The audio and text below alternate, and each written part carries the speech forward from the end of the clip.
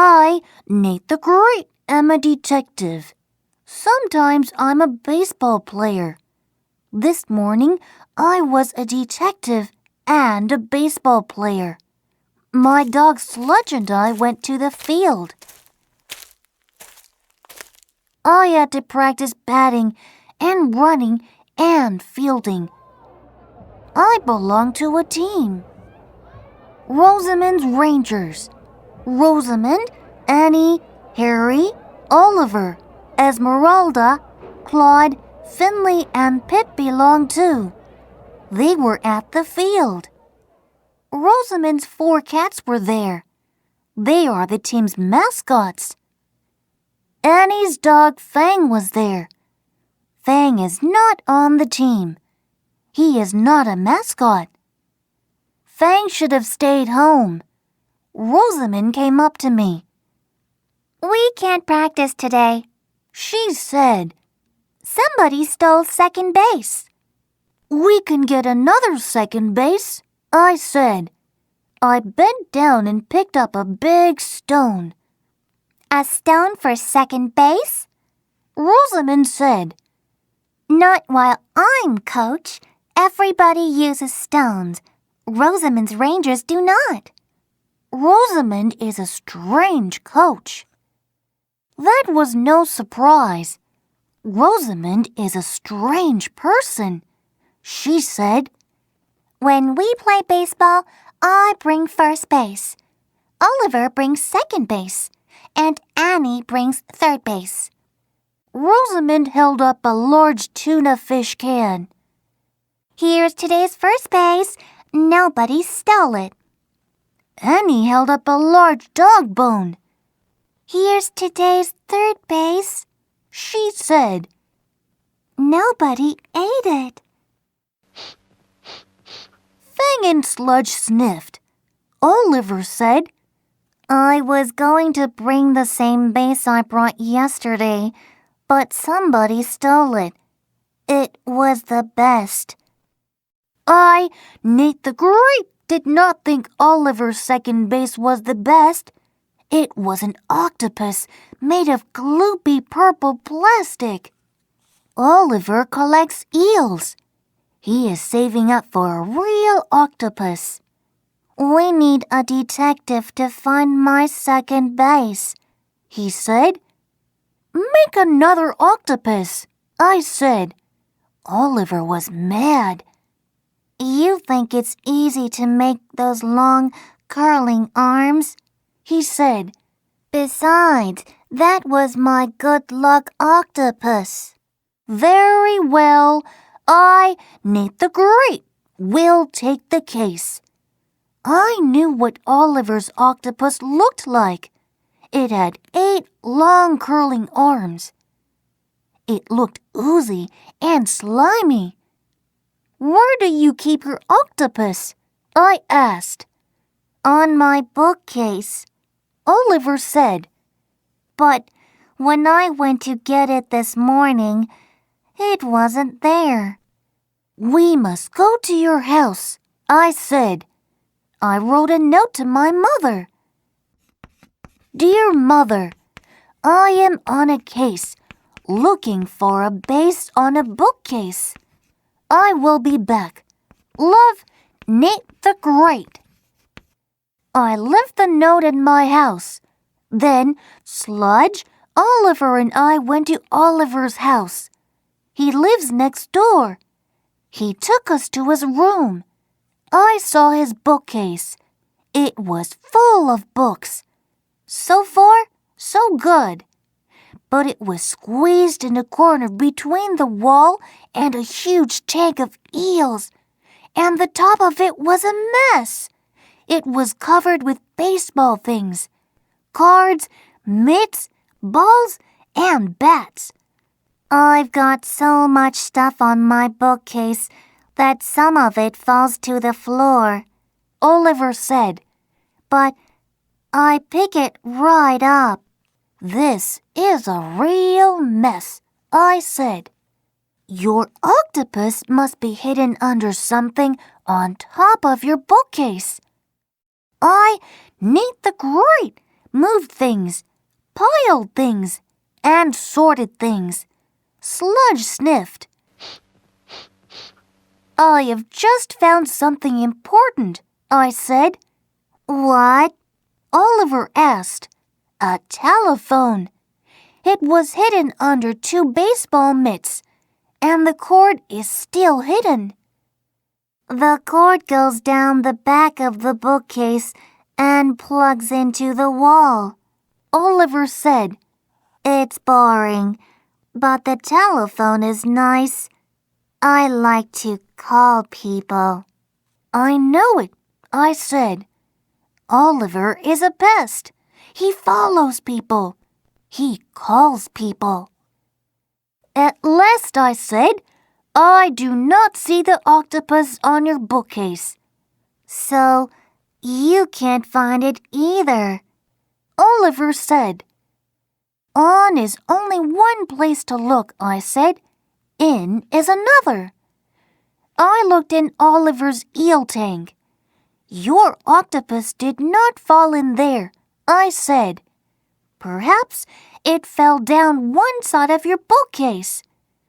But my bookcase is squeezed between the eel tank on one side and the wall on the other, Oliver said. I, Nate the Great, need a flashlight. Oliver gave me a flashlight. I flashed the light down both sides of the bookcase. The octopus did not slip through, I said. So you struck out, Oliver said. No, there is one more place to look. Perhaps your octopus fell down the back of the bookcase. But you can't get back there, Oliver said. No problem. I, Nate the Great, can peer over the top. I leaned forward. Ouch! I bumped my head. The wall is in the way, I said. I can't see down. I stretched out flat on the floor in front of the bookcase. Now what are you doing? Oliver asked. I am flashing the flashlight toward the floor at the back of your bookcase, I said. I, Nate the Great, saw something. I reached for it and pulled it out. It was not the octopus. It was a baseball card. So, that's where my Babe Ruth card went, Oliver said. I, Nate the Great, say that your octopus did not fall down the back of your bookcase. I walked around the room. I looked hard. I do not see the octopus anywhere in this room, I said. When was the last time you saw it? Oliver shrugged. I'm not sure. When I got home from the game yesterday, I pulled it out of my pocket and dumped it on my bookcase with my other baseball stuff. Then what? Then I used my telephone. I called everybody I know. I believe it, I said. Then I went out and followed people for the rest of the day. I believe that too, I said. What did you do last night? I slept, Oliver said. I, Nate the Great, was getting nowhere, Oliver said. This morning, when I went to get my octopus, I couldn't find it. Has anyone else been in this room? I asked. Only my eels, Oliver said. Then I, Nate the Great, must go out and look for clues. I will follow you, Oliver said. Stay by your telephone, I said. Sludge and I went back to the baseball field.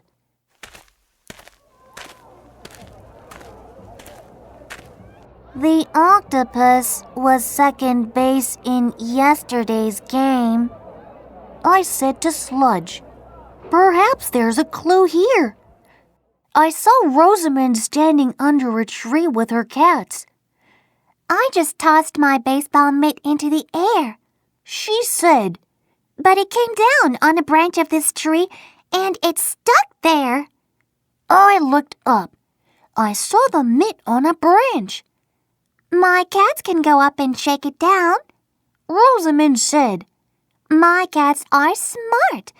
If Oliver's octopus wasn't made of plastic, they could find it. An octopus is something like a tuna fish, isn't it? I, Neath the Great, did not want to think about that. I walked over to where second base had been. I kicked the dirt around. I saw something long and curling and oozy and slimy looking. It was one arm of Oliver's octopus. Oliver's octopus had 8 arms. I had found one. I had solved 1/8 of this case. Look for more octopus arms, I said to Sludge. Sludge and I walked around the field. Then Sludge ran ahead.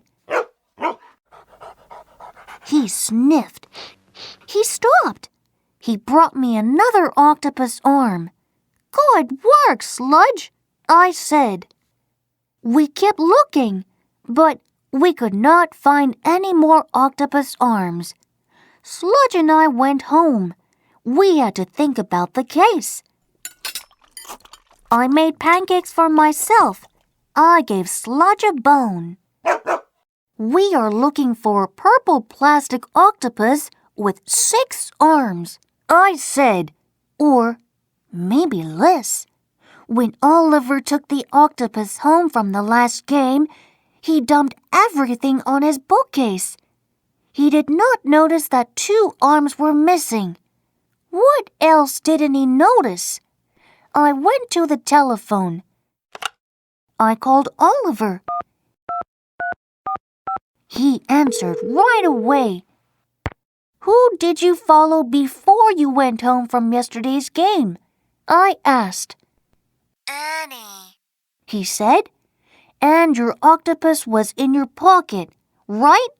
Right, Oliver said. Thank you, I said. I hung up. We must go to Annie's house, I said to Sludge. Annie was sitting in front with Fang. I am looking for octopus arms, I said. I looked at Fang. I did not want to do that. Your dog will eat almost anything, I said, like second base. Why would he eat gloopy purple plastic? Annie said. She held up a dog bone. This is third base, and Fang didn't eat it. I'm very proud of him. Fang wagged his tail. But Fang isn't perfect, Annie said. That was no surprise to me, Nate the Great. Fang stopped wagging. Annie said, when Oliver followed me after the last game, Fang followed Oliver. I think Fang snatched some of the octopus from Oliver's pocket. Aha! I said. So, second base was stolen after all. Fang only took 1 octopus arm, Annie said. And here it is. Annie handed a very dirty octopus arm to me. I just found this in my yard, she said. Fang buried it there. Did Oliver see the snatch? I asked. No, Annie said. He was too busy following me. So, Oliver's octopus is missing 3 arms and maybe more, and Oliver doesn't know it, I said. I said goodbye to Annie. This case is as good as solved. I said to Sludge, all we need to find are a few more octopus arms. We went to Oliver's house. Oliver was talking on the telephone. Oliver kept talking. I knew what I must do. Get down on the floor, reach under the bookcase, and unplug the telephone from the wall. But when I had looked under there for the octopus, I did not see the plug or the cord. They must have been too high up. I had to think of something else. Hang up! I shouted. It worked. Oliver hung up. I held out the 3 octopus arms. I, neath the grate, found these. The case is in good shape, but your octopus is not. I know that, Oliver said. When I brought it home, I saw that I had a 5-armed octopus instead of 8. Why didn't you tell me? I asked. Oliver smiled. What difference does that make to an octopus? 5 are plenty. It made a big difference to me, neath the grate. I said, then I still have to find a mostly together octopus. Right, Oliver said. I said, I, neath the grate, have struck out, but I will be back. Sludge and I went to the field. Rosamond and her cats were gone. Her mate was gone from the tree. I sat down on a log. Sludge sat beside me. I thought about the case. I had found a telephone, a baseball card, and octopus arms. None of these mattered. Or did they? I looked up at the tree where Rosamond's mitt had been stuck. I thought about the telephone again, and the octopus arms, those long curling arms, and I knew where the octopus had to be. Sludge and I ran back to Oliver's house. Oliver was talking on the telephone. I started to pull his bookcase away from the wall. Oliver hung up. I need to look behind your bookcase, I said. I, neath the grate, pulled harder. Then I peered behind the bookcase. I saw the telephone cord plugged into the wall. And I saw something else. Stuck on the cord, with 2 of its arms curled around it, was a 5-armed purple plastic octopus. The case was solved. I reached in to grab the octopus. Rip! The octopus now had 4 arms. But that was plenty. I held up the octopus. You found second base, Oliver said. But how did you know it was there? Your octopus's arms are long and curling, I said. That makes it easy for them to catch onto something. That was a clue. But I didn't know it until I thought about Rosamond's mitt that had caught on a branch. It fell there after she tossed it. It should have landed on the ground. When your octopus fell off the back of your bookcase, it should have landed on the floor. That's where I looked. But it never got there. Because its arms were caught on the telephone cord. Hooray! Oliver said. Now we can have baseball practice. I will call the team. Oliver made his calls while I pushed the bookcase back. Then Oliver, Sludge, and I walked to the field. I, neath the grate, went up to bat. I looked around the field. I saw first base, a tuna fish can. I saw second base, Oliver's four-armed octopus. Then I saw third base. The dog bone was there, in Fang's teeth. Fang was third base. I gripped the bat. I, Nate the Great, hoped I would strike out.